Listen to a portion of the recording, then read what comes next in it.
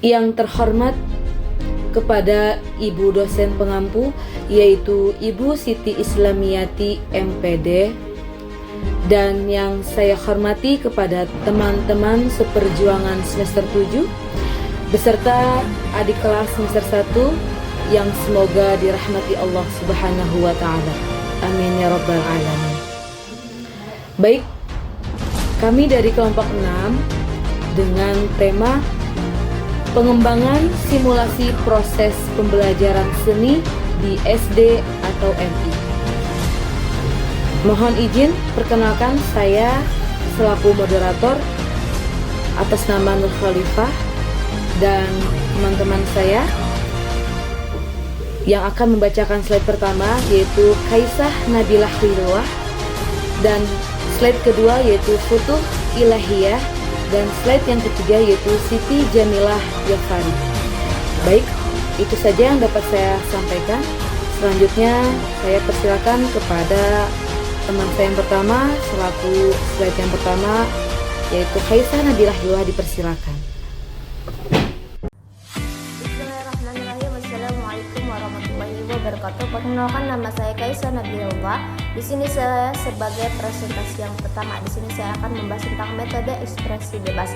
Adapun ini digunakan saat guru sedang menghadapi para siswa di sekolah dan juga dapat digunakan untuk para calon seniman yang sedang belajar pada guru tersebut. Adapun metode ini memberikan keluasan kepada para siswa untuk mengungkapkan perasaan mereka dan imajinasinya ke dalam penciptaannya seni. Dalam jenjang pendidikan dasar, biasanya metode ini kadang-kadang disalahartikan menjadi menggambar bebas atau menggambar sesuka hati, dan guru ada kalanya mengungkapkan kepada siswa untuk melakukan aktivitas tanpa arahan dan tuntunan. Dan dalam metode ini menggunakan metode ekspresi bebas untuk membelanjakan seni rupa pada siswa.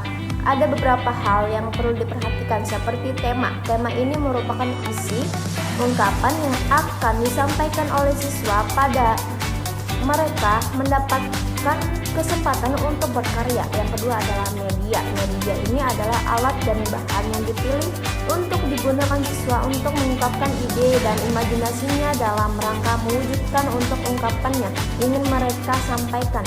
Gaya ungkapan ini sering dilupakan oleh guru dalam pendidikan seni rupa. Yang ketiga adalah gaya. Gayanya merupakan ungkapan siswa dalam mengungkapkan perasaan dan imajinasi mereka yang sangat beragam. Adapun yang kedua adalah metode demonstrasi.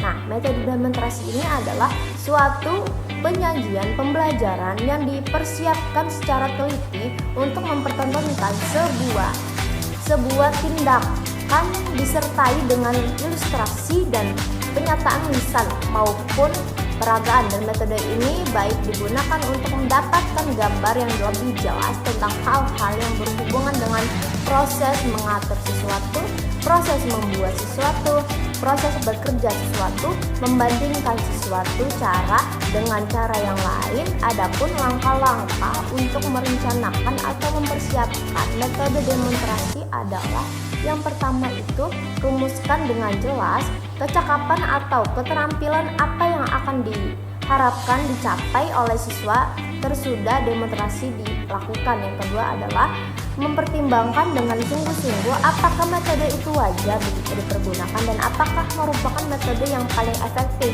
untuk mencapai tujuan yang dirumuskan. Yang ketiga adalah apakah jumlah siswa itu memungkinkan untuk diadakan demonstrasi dengan jelas, atau yang keempat adalah menetapkan garis-garis besar langkah-langkah yang akan digunakan. Yang terakhir adalah memperhitungkan atau waktu yang akan dibutuhkan. Cukup sekian, terima kasih presentasi dari saya.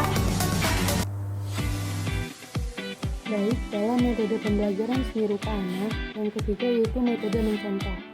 Ramadi menyatakan bahwa metode mencontoh atau menirukan berbeda dengan mengkopi, karena dalam metode ini siswa dituntut untuk melakukan kegiatan yang meliputi penggayaan, percobaan dengan contoh yang ada. Beberapa hal yang perlu diperhatikan dalam penggunaan metode mencontoh diantaranya: pertama, metode mencontoh baik digunakan apabila ditujukan untuk latihan dasar keterampilan fisik, memperoleh bentuk yang sama walaupun ukurannya diperbesar atau diperkecil, memproduksi benda tradisional. Yang kedua yaitu memahami proporsi dan anatomi yang tepat dari benda yang akan ditiru. Yang ketiga, kegiatan mencontoh harus memiliki makna bagi proses belajar siswa. Yang keempat, mencontoh tidak dijadikan kebiasaan. Yang kelima, untuk memberikan daya tarik kepada siswa, model yang akan ditiru sebaiknya dipilih sendiri oleh siswa. Yang keenam, biasanya secara berangsur-angsur, apa yang dilakukan oleh siswa berubah dari membuat duplikasi tepat menjadi modifikasi model yang dicontoh.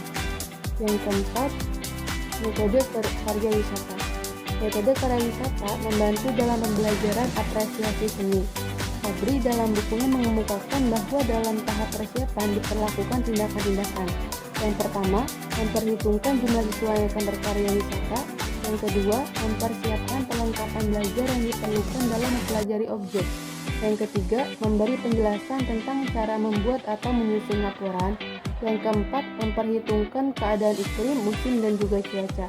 Yang kelima, menjelaskan secara global keadaan objek yang dikunjungi. Yang keenam, membentuk kelompok-kelompok regu siswa dan menentukan tugas kegiatan untuk masing-masing kelompok. Selanjutnya yang kelima yaitu metode global. Metode global ini dalam kegiatan menggambar merupakan metode yang biasa digunakan pada tahap awal menggambar bentuk. Tujuan utama penggunaan metode ini ialah agar para siswa dapat menangkap bentuk keseluruhan dari bentuk model yang disediakan. Adapun beberapa hal yang perlu diperhatikan guru dalam melakukan pembelajaran seni rupa dengan menggunakan metode ini, yaitu modelnya dan juga dalam teknik penggambarannya. Baik, metode yang keenam yaitu metode kerja kelompok. Metode ini merupakan salah satu metode pengajaran seni rupa yang masih sering digunakan di sekolah. Metode ini melatih siswa untuk berinteraksi dengan anggota kelompoknya guna mengakomodasi ide-ide yang manual. Ada dua macam metode kerja kelompok, yaitu yang pertama kerja paduan, yang dimana menyempurnakan sketsa yang telah dibuat oleh siswa. Yang kedua kerja kolektif, yaitu membuat sketsa dengan ukuran kertas yang besar, kemudian dibagi menjadi beberapa bagian sesuai jumlah kelompok. Metode yang ke-8 yaitu metode bimbingan. Menurut Dikdak Pendidikan Seni Rupa, dalam metode bimbingan, guru menjelaskan cara atau teknik sesuai dengan pengalamannya dan menguraikan langkah-langkah pelaksanaannya yang baku. Lalu sasaran utamanya yaitu penguasaan teknik rancangan, pengetahuan warna, teknik melukis, membuat huruf, menggambar, dan pengetahuan perspektif. Metode yang ke-8 yaitu metode bermain. Menurut Mulis Katun, menyatakan bahwa metode bermain merupakan kegiatan yang dapat membantu mengembangkan kreativitas dan fisik motorik anak, yaitu melakukan kegiatan yang mengandung kelenturan seperti menggambar, menyusun, dan melukis dengan jari atau pinggir pensil.